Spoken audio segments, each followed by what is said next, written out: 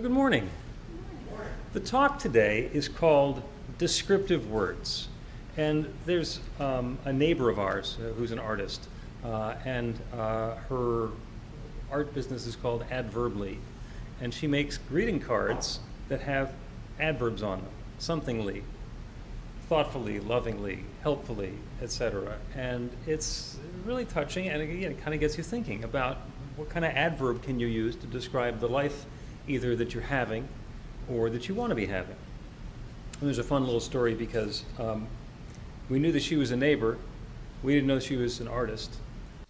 Our daughter was going to these pop-up flea market sale kind of things and had been at the booth next to her forever and knew her business, and they knew each other's business, but didn't know that we were connected. And it turns out that they have a little doodle dog that's the same size as Oliver, the same age as Oliver, and they play together.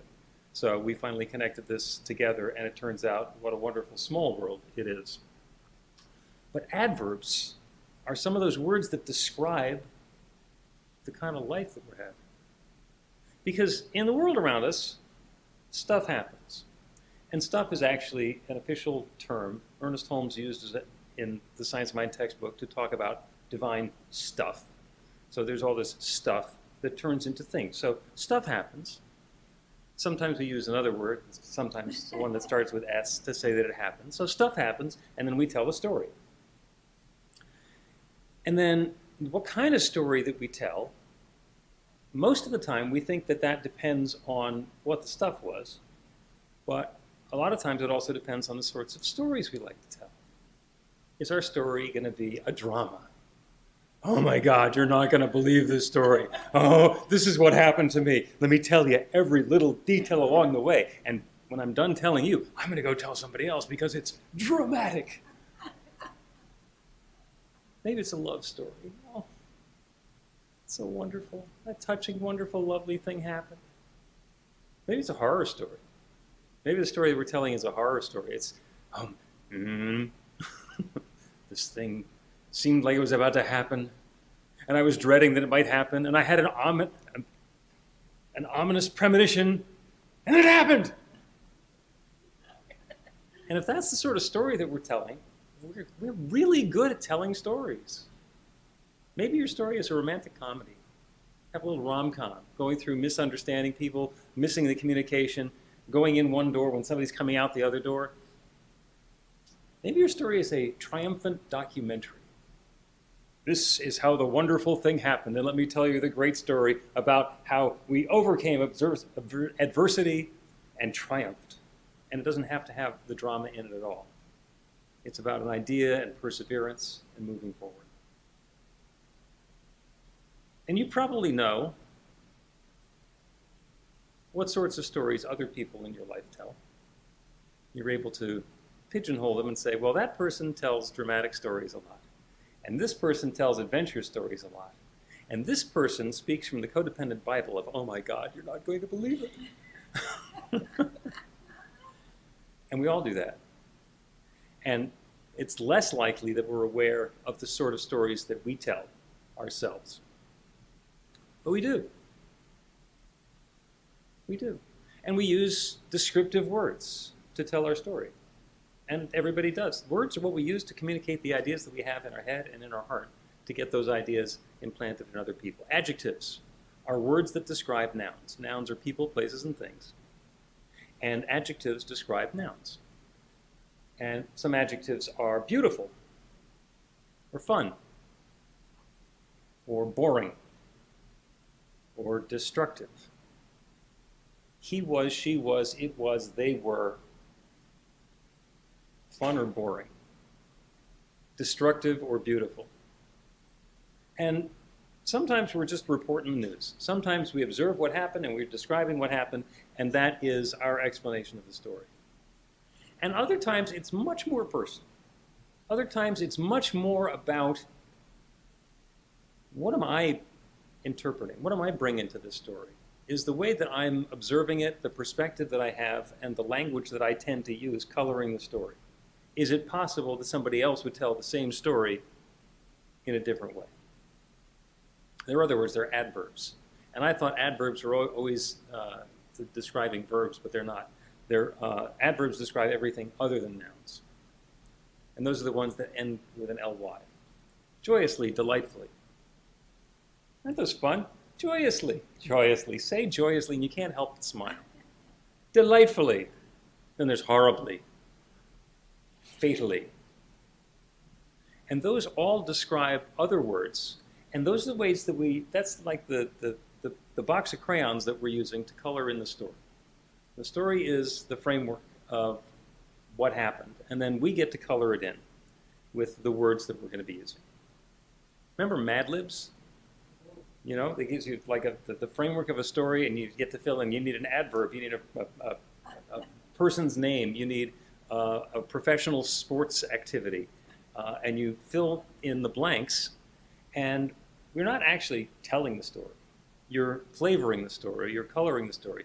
And if you put in all sorts of negative, unhappy, horribly words in there, then you're going to wind up with an unhappy version of the story, probably, because the Mad Libs people are pretty good at approaching it backwards, so you can't necessarily guess what you're going to be doing.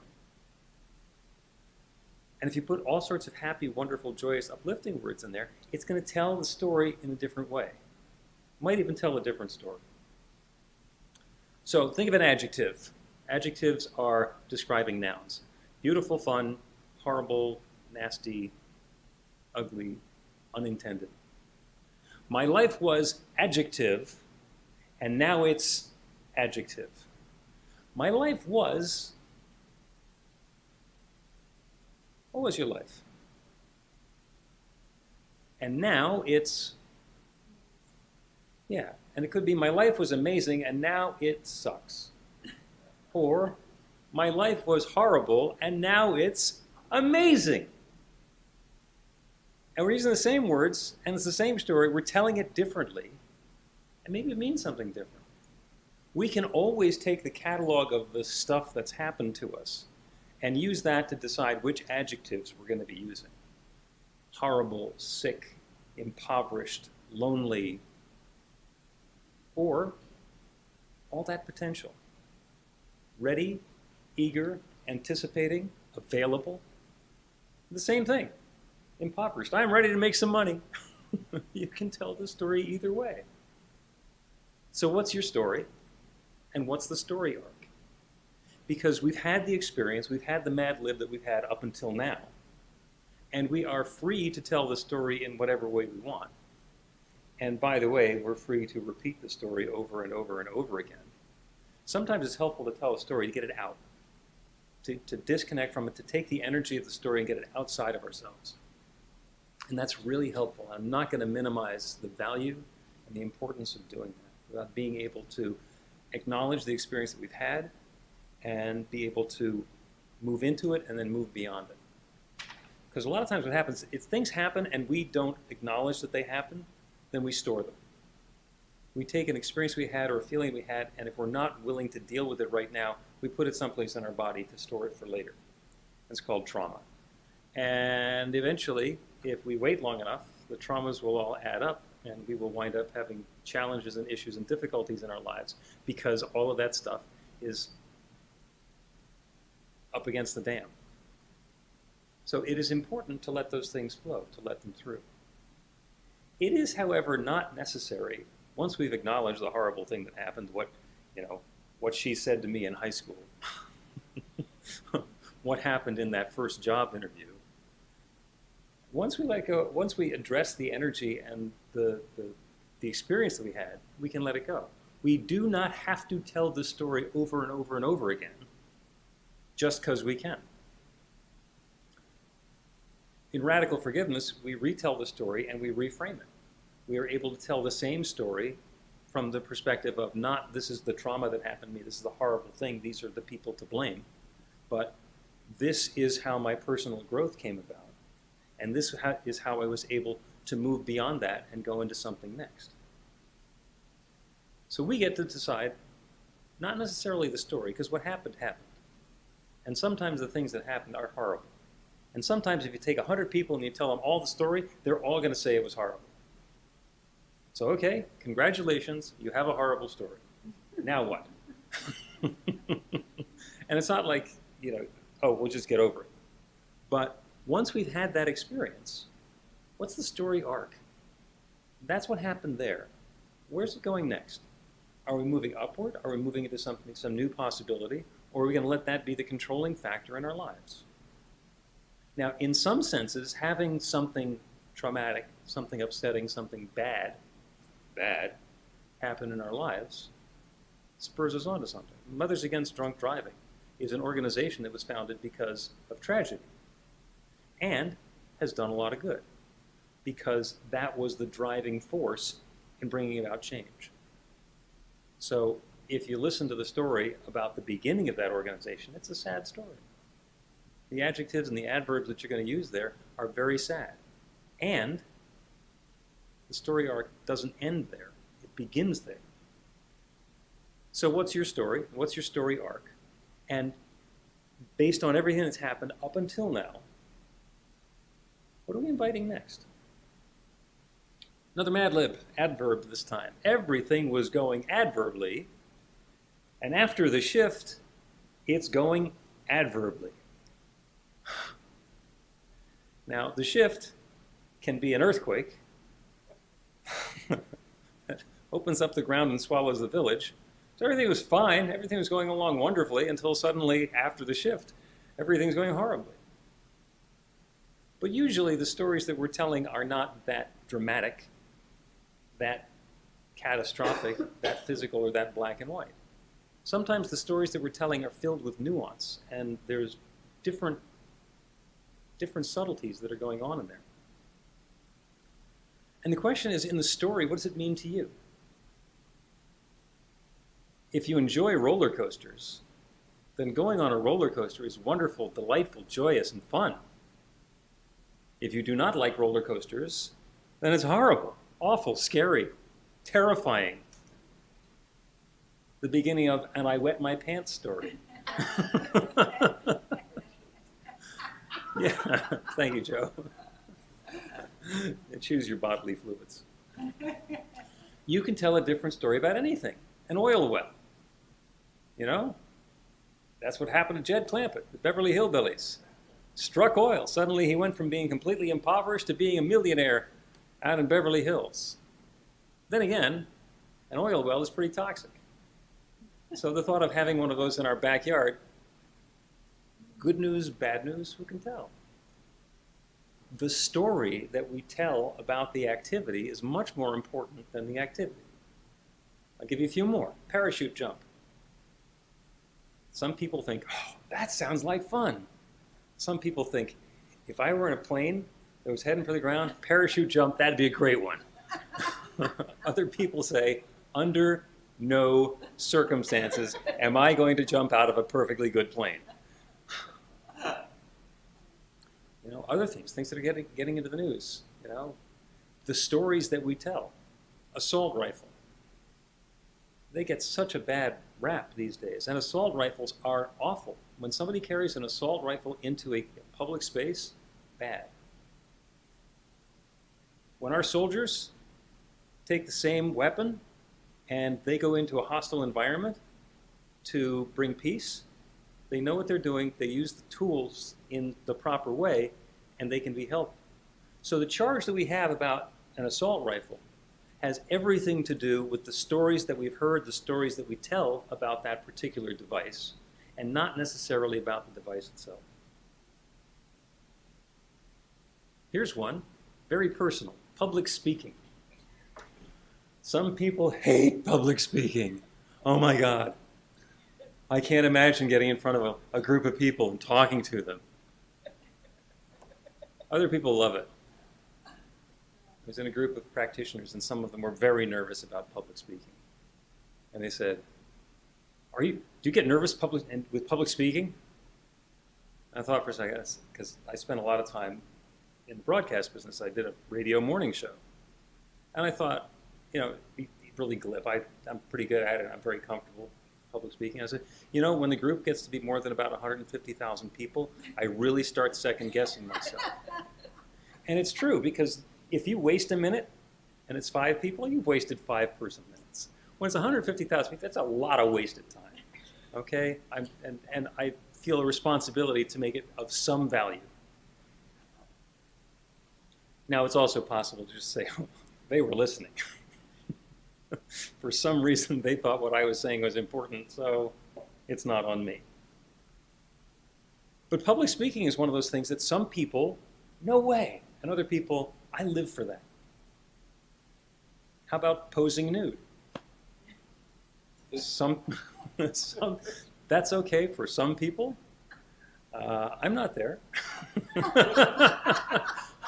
I'm not there. But what's the energy that brings to you? What's the descriptive word that brings to you? Because there are some people who, they're very comfortable with their body and they understand the process of doing that. A friend of mine spent some time posing nude for art classes. And, to be able to do that particular part of the process, it requires it for the artists. And so he was basically offering himself up because he didn't have any energy about it. And that's just the sort of thing they did. And he described that as being interesting. An interesting experience as he went through that and noticing that there are all these people looking at him and completely objectifying him, because that's the idea. But the energy that he had was different than it would be with somebody who's got a lot of body shame issues and or even just personal modesty. Here's another one, surgery. On the one hand, surgery is like, ooh, surgery. But then again, for a surgeon, that's my opportunity to shine. And for somebody who's been experiencing chronic pain and the surgery is going to be the way to get past that, surgery can have a completely different meaning, completely different connotation. So the descriptive words that we're using wind up being really, really important. If I were to tell you there's going to be a written test, some people would describe that as being horrible, terrible, dangerous, threatening. Run away, run away. And other people would be, I got this. Bring it on. Whatever it is, I know what I know, I'm comfortable with the process, and I can move into that. And it is a joyous opportunity to demonstrate what I know, what I'm bringing to this. So it's not the written test itself. It is the way that we describe that and the way that we experience it. And it's not necessary for everybody to agree that every possible experience or every noun is going to get the same adjective, that every verb is going to get the same adverb. Part of it is the story, the framework of what's going on in the world around us and the way that we could describe it. And the other way is the coloring and the nuance and the way that we're telling the story. And the more we can be aware of the way that we're changing the story, or owning the story, or making the story ours, or bringing our own judgment into the story, the more clearly we're going to be able to communicate it. I made a list of descriptive words, and you can just use whichever ones you want. Here's a happy column and an unhappy column. Okay, the happy column, fun, happy, joyous, delightful, wonderful, exceptional, and lovely. The unhappy column, horrible, lousy, awful, bad, crappy, effed.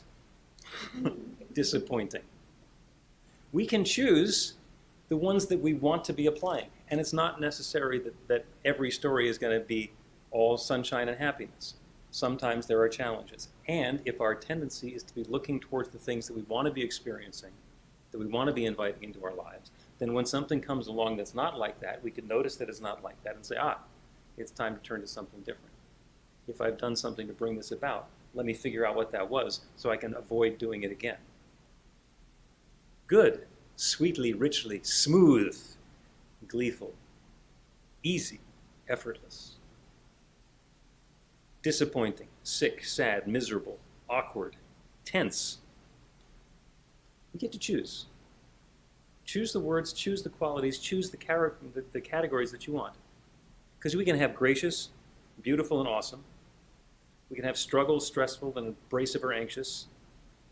We can have contentment or peaceful. And it is the tendency of the invitation that we're making to the universe, the way that we're opening ourselves up to that next new experience, that helps us invite in that experience. We're not choosing off of a menu. What we're doing is we're setting the table and inviting that experience in. Joyous, harmonious, fun, peaceful, Those are the experiences that I'm inviting in. I'm making room for those. And when something comes along that's not like that, I say, you got to move on. I'm waiting for peaceful and harmonious. Peaceful and harmonious is going to be here now. The descriptive words that we're using are really important.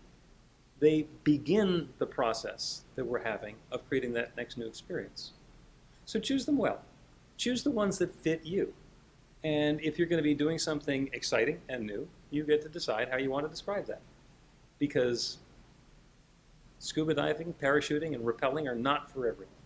If it's the sort of thing that you don't want to do, you can describe that however it is that you want and do what is going to bring uplift and fulfillment to your life.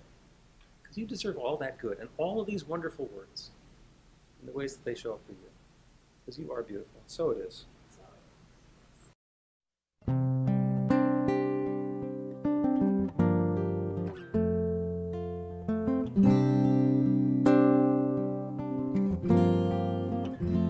Whenever I have hurt in my heart, I ask, what will love do? Whenever I don't know where to turn, I ask, what will love do? Whenever I don't know what to say, I ask, what will love do? What will love do?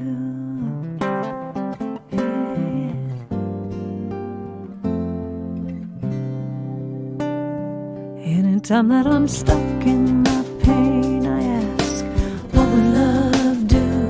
Anytime that I feel ashamed, I ask, what will love do? Anytime I can't find my truth, I ask, what will love do? What will love do?